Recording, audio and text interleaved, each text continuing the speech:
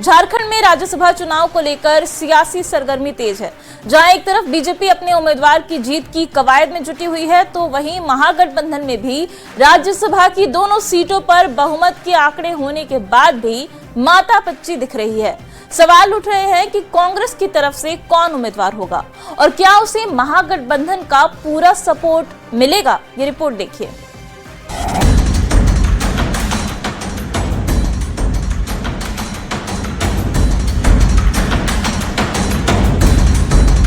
राज्यसभा चुनाव को लेकर झारखंड का सियासी पारा चढ़ा हुआ है। बीजेपी जहां एनडीए के सहयोगियों के वोटों के बाद भी बहुमत के आंकड़े से दूर है, वहीं महागठबंधन के पास बहुमत के आंकड़े के बावजूद संशय है। कांग्रेस प्रदेश प्रभारी ने शुक्रवार को सीएम से मुलाकात की थी। शनिवार को भी मुलाकात जारी रही। अब फैसला केंद्रीय नेतृत्व पर छोड़ा गया है। हालांकि कांग्रेस का दावा है कि राज्यसभा की दोनों सीट महागठबंधन के पाले में ही आएगी। तेलंगाना डिप्टी सीएम से और एक बार मुलाकात किया। स्पष्ट रूप से कहा सीएम का सोच ये है दोनों सीट गठबंधन का कैंडिडेट जीतने के लिए क्या करना है, इसी बारे में मैं सोच रहा है। हमारा कांग्रेस हाईकमांड तय करेंगे कांग्रेस कैंडिडेट, उसमें कोई दुराई नहीं है। हम आगे बढ़ रहे हैं और जिस दिन वोटिंग होगा पूरे इंडिया गठबंधन के लोग एक साथ एक बार में जाकर के वोट देंगे।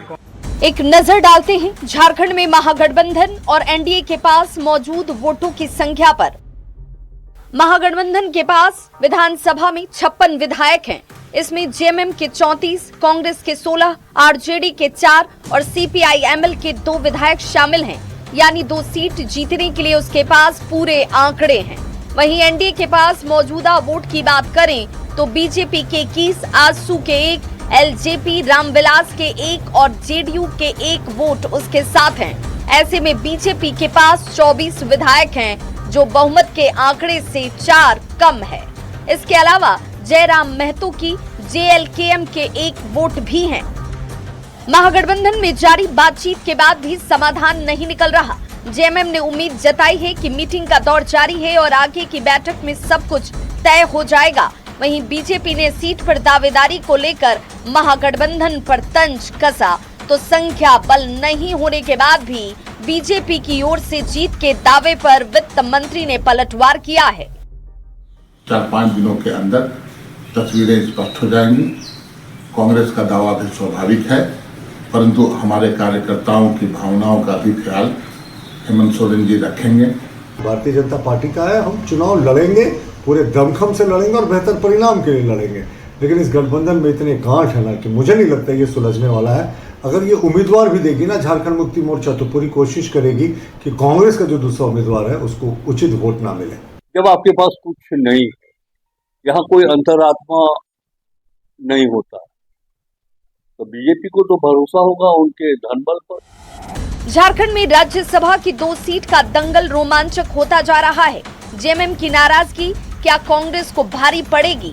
कांग्रेस की 1 सीट पर जताई जा रही दावेदारी का क्या होगा? और संख्या बल नहीं होने के बाद भी बीजेपी की ओर से जीत की उम्मीद का क्या आधार है? कुछ ऐसे सवाल हैं जिनके जवाब की तलाश जारी है।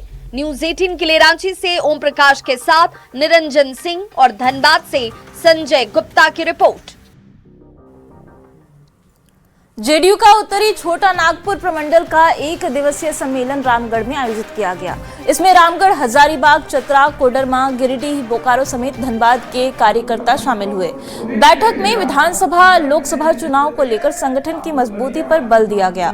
वहीं राज्यसभा चुनाव को लेकर प्रदेश अध्यक्ष खीरू महतो ने कहा कि एनडीए गठबंधन के लोग बैठकर उम्मीदवार के नाम पर अंतिम निर्णय लेंगे। ने पहले स्टैंड क्लियर कर दिया है। राज्यसभा का चुनाव है, उसमें हमारे जदयू के एनडीए गठबंधन के लोग बैठेंगे, बैठकर तय होगा कि ऐसा कौन सा उम्मीदवार हो और जिसको हम लोग ऐसा सब समर्थन एक साथ करेंगे।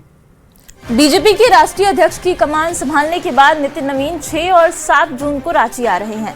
राज्यसभा सांसद प्रदीप वर्मा ने कहा है कि राष्ट्रीय अध्यक्ष के 2 दिवसीय प्रस्तावित दौरे के कार्यक्रम की रूपरेखा तैयार की गई है। इसमें अलग अलग क्षेत्र से जुड़े प्रबुद्ध लोगों के अलावा राज्य भर के युवाओं से संवाद कार्यक्रम भी शामिल है।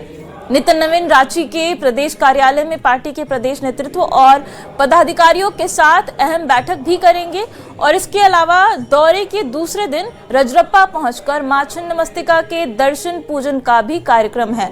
बता दें कि देश में ईंधन पर पार्टी की अपील के बाद राष्ट्रीय अध्यक्ष के काफिले को बेहद छोटा रखा गया है और साथ ही भीड़ कम जुटाने की भी कोशिश की जा रही है। और 7 जून को माननीय राष्ट्रीय अध्यक्ष श्री नितिन नवीन जी का झारखंड दौरा प्रस्तावित हुआ है। विभिन्न स्तर के संगठनात्मक बैठकों के साथ साथ समाज के कई वर्ग के लोगों से मिलना जुलना और उसके साथ ही 2 बड़े कार्यक्रमों में उनकी भागीदारी होगी। तो युवाओं से एक संवाद का कार्यक्रम भी प्रस्तावित किया गया है। एक बड़ा युवा संवाद का कार्यक्रम भी हम आयोजित करने वाले हैं, जिसमें पूरे राज्य से युवा बुलाए जाएंगे